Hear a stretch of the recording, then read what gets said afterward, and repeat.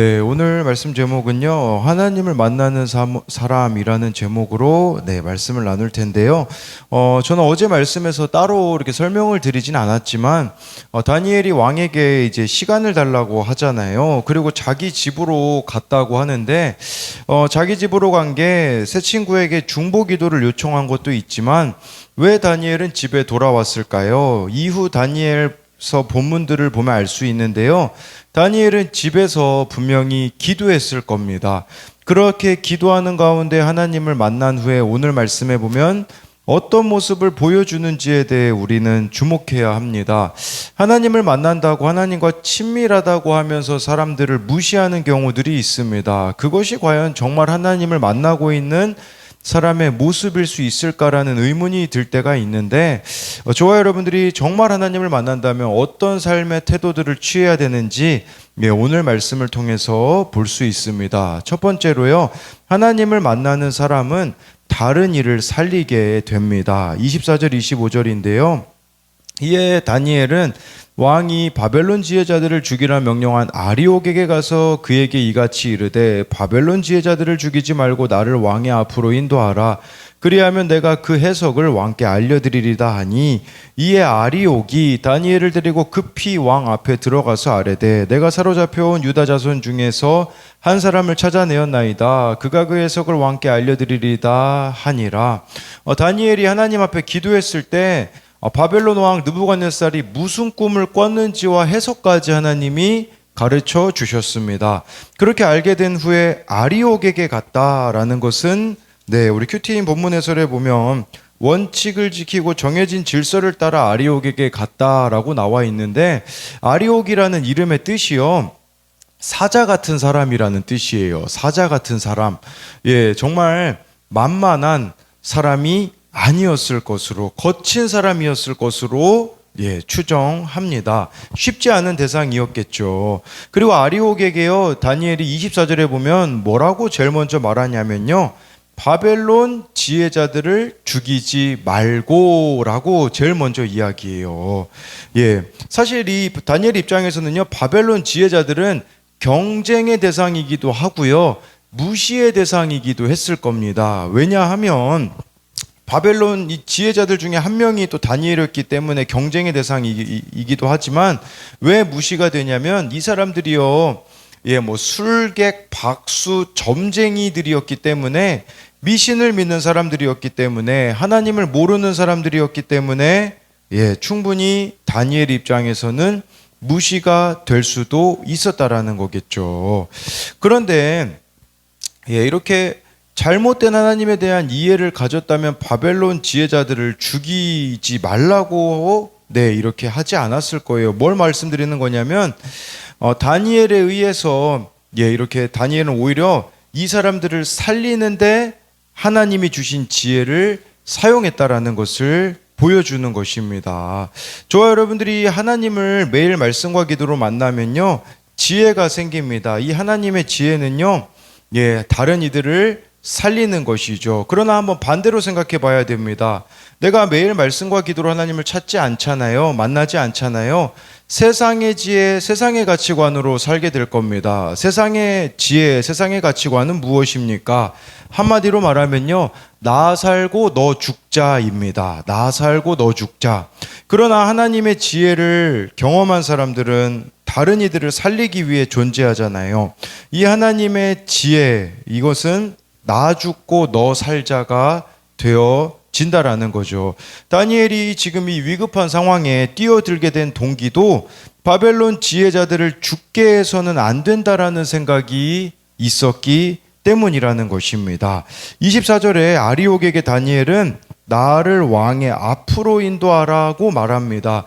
아리옥에게 있어서도요, 다니엘을 왕 앞으로 인도한다라는 것은요, 목숨을 담보해야 되는 어려운 일이었어요. 마치 그 에스더가요, 왕 앞에 나아가는 것과 동일하게, 물론 그때는 페르시아 왕이지만 이 바벨론 왕도 동일했다고 하더라고요. 왕 앞에 누구도 함부로 나아갈 수가 없었다라고 해요. 그리고 만일 다니엘이요, 헛소리를 하게 되면요, 아리옥도 죽게 되어지는 상황이거든요. 이 아리옥도 화를 피할 수 없지만 다니엘에 대한 신뢰가 아리옥에게는 있었다라는 거죠. 예, 여러분 이걸 기억해야 돼요. 3년 만에 아리옥에게 다니엘은 신뢰를 주었다라는 거예요. 이 3년 동안 훈련받는 기간 동안에 아리옥에게 이렇게 다니엘은 신뢰를 주었기 때문에 아리옥 또한 목숨을 건 이런 모험을 할 수 있었다라는 것이겠죠. 다니엘이 3년 동안 어떤 모습을 보여줬겠습니까? 제가 보기에는 이타적인 모습을 보여주었기 때문에 그러한 신뢰로 인하여서 이렇게 목숨을 건 모험에 함께하고 있는 게 아니겠습니까? 25절에요. 아리옥이 다니엘을 데리고 급히 왕에게 갔다라고 나와 있습니다. 우리에게도 좀 점검해 봐야 되는 영역이 있어요. 여러분들은 무엇에 지금 급합니까? 나의 욕망과 쾌락을 채우는데 급합니까? 아니면 다니엘의 이 급함은 억울한 죽음을 막으려는 급함이었다라는 거죠. 즉 생명을 살리는데 급했다라고 말씀해 주고 있어요. 또 25절에 보면 아리옥이 왕에게 다니엘을 소개할 때요, 사로잡혀 온 유다 자손 중에서 한 사람이라고 소개를 합니다.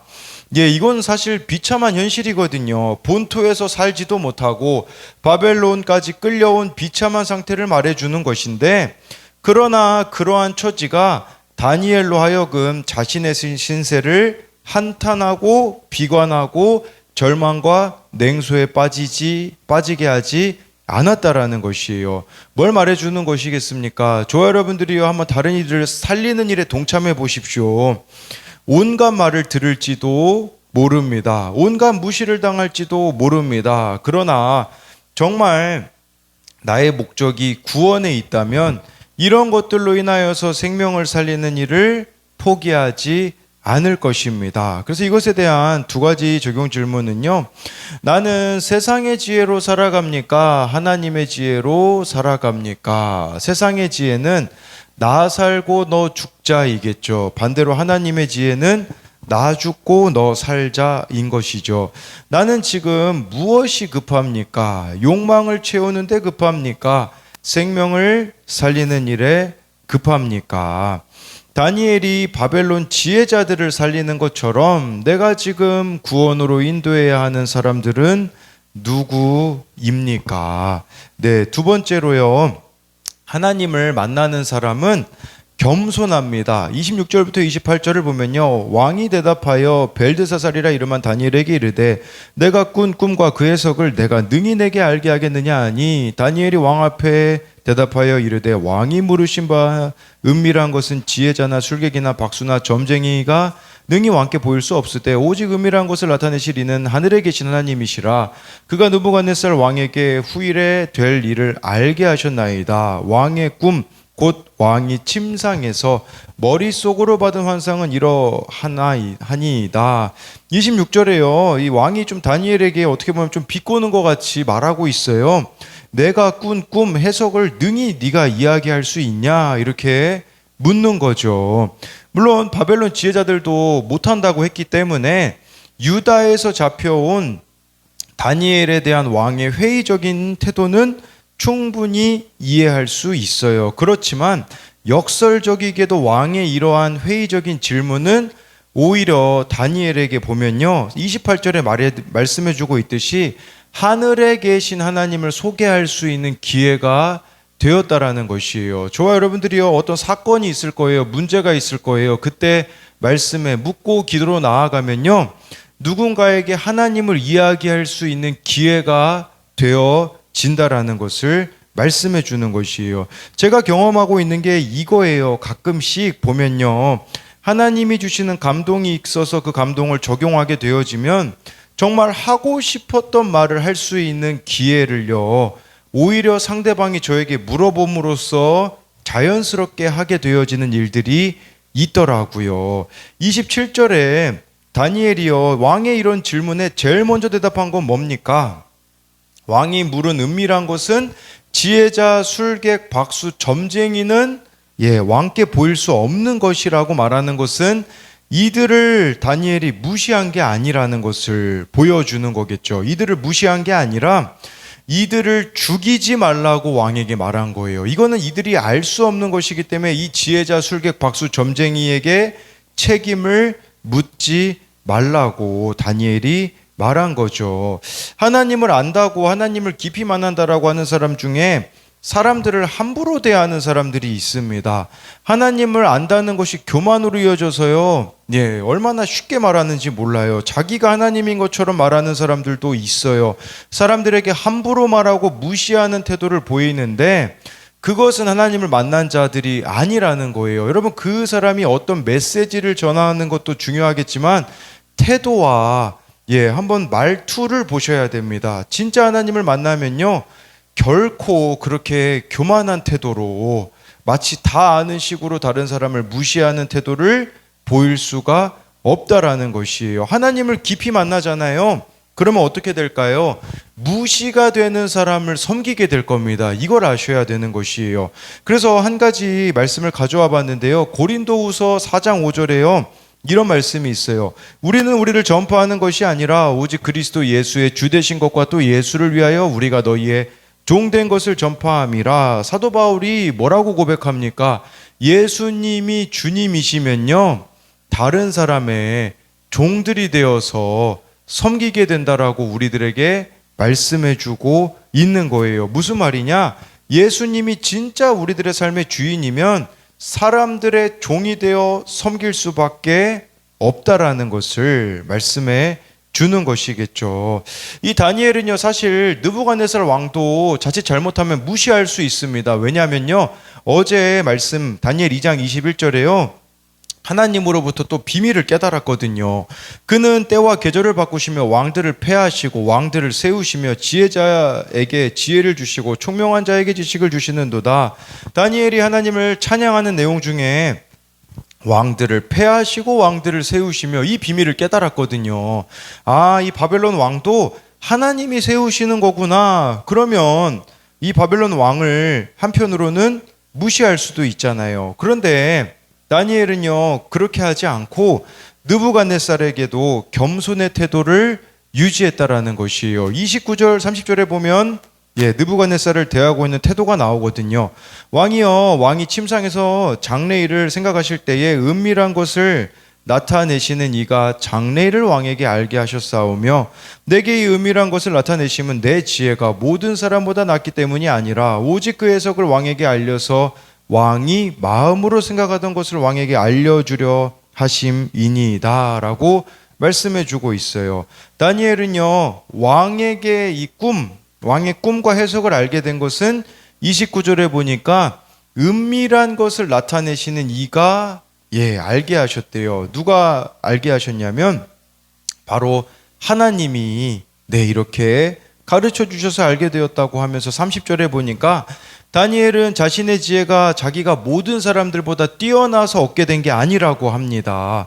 내가 다른 사람보다 우월해서 월등해서 알게 된 게 아니라 하나님으로 인해 알게 되었다라고 말하고 있는 거겠죠.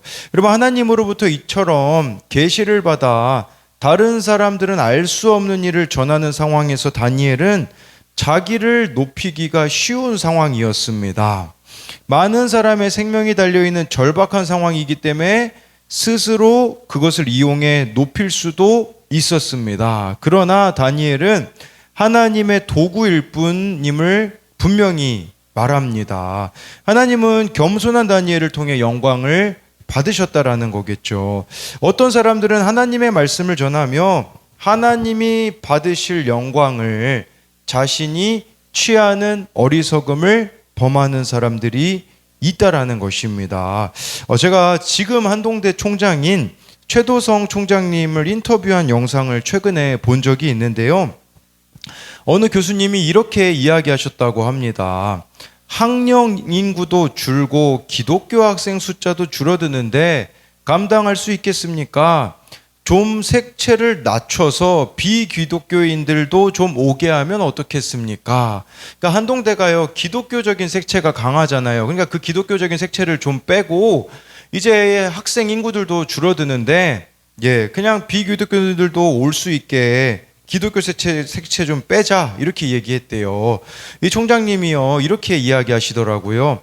비기독교인들이 오는 거는 저는 막지 않습니다. 많이 왔으면 좋겠어요. 그런데 우리의 정체성을 희생하면서까지 비기독교인을 제가 데려오는 것에는 찬성할 수가 없었습니다 라고 이야기하시면서 그 교수님에게 이렇게 이야기하셨대요. 받아들이지 않겠습니다. 기독교 대학으로 끝까지 가겠습니다 라고 이렇게 이야기를 하셨다고 하더라고요. 제가 왜 이 이야기를 드리냐면요, 다니엘이 느부갓네살에게 왕의 그 꿈과 해석을 말해주잖아요. 한마디로 그 꿈의 내용과 해석이 뭔지 아십니까? 회개하라 였어요. 회개하라. 저와 여러분에게 하나님이 비밀을 알려주시고 적용해야 할 것들을 가르쳐 주시고 하는 것은 결론적으로는요, 다른 이들을 회개로 인도하기 위함이거든요. 우리가 그리스도인의 정체성을 지키며 살아가야 되는 이유, 다른 이들을 회개로 인도하기 위함이라는 것이에요. 그렇게 회개의 메시지를 전해 주어야 하는 우리 한 사람 한 사람이 교만해진다면 어떻게 회개의 메시지가 전해지겠습니까? 그런 회개의 메시지를 전해 주어야 하는 우리가 세상과 적당히 타협하고 있다면 어떻게 회개의 메시지가 전해지겠습니까? 그렇기에 나를 통해 하나님만 드러내는 겸손한 사람이 하나님을 매일 만나는 사람이라는 것이에요. 저와 여러분들이 다니엘처럼 매일 하나님을 만남으로 하나님께로 잃어버린 자들을 인도해내는 사명자가 되기를 소망합니다. 그래서 이것에 대한 두 가지 적용 질문은요, 예수님을 주인으로 고백하지만 사람들을 섬기는 종이 되는 것은 머뭇거리고 있지 않습니까? 우리가 예수님의 종이 된다라는 것은 기꺼이 자원하는 경우들이 있어요. 그렇지만 예수님의 종이 된다라는 것은 사람들의 종이 되는 것과 동의어인데, 사람들을 섬기는 종이 되는 것은 머뭇거려지는 것들이 많이 있다라는 그런 부분들을 말하는 것이고요. 또 한 가지는요, 나는 말과 행실로 하나님의 뜻을 겸손히 드러내며 회개를 촉구하는 사명을 감당하고 있습니까? 정말 느부갓네살이 왕을 회개로 인도하기 위해 다니엘이 어떤 모습으로 나아가는지를 우리가 보아야 된다라는 것입니다. 기도하겠습니다. 살아계신 하나님, 정말 아리옥 사자 같은 사람, 이 만만하지 않는 사람에게 다니엘이 신뢰를 얻을 수 있었던 것은 3년 동안 그가 훈련받으며 보여줬던 삶의 모습이 있었기 때문입니다. 하나님, 정말 다니엘이 이 바벨론 지혜자들을 살리기 위하여서 기꺼이 자기 자신을 내어주는 하나님의 지혜를 얻은 자들은 나 죽고 너 살자가 된다라는 것을 기억함으로써 오늘도 내 안에 나는 죽고 그리스도께서만 사시는 삶이 됨으로써 우리도 다른 이들을 구원으로 인도할 수 있는 지혜를 허락하여 주옵소서. 또한 다니엘이 왕의 꿈과 그 해석을 알았다고 해서 자신을 높이는데 그것을 사용한 것이 아니라 정말 겸손한 모습으로 나아가는 것처럼 우리 또한 그리스도인의 정체성을 지키며 나의 말과 행실을 통하여서 정말 겸손히 주님만 드러내는 삶이 되어질 수 있도록, 그리함으로 나를 통하여 다른 이들이 회개함으로 하나님 앞에 돌아오는 일들이 일어나게 하여 주실 것을 믿으며 살아계신 예수님 이름으로 기도드립니다. 아멘.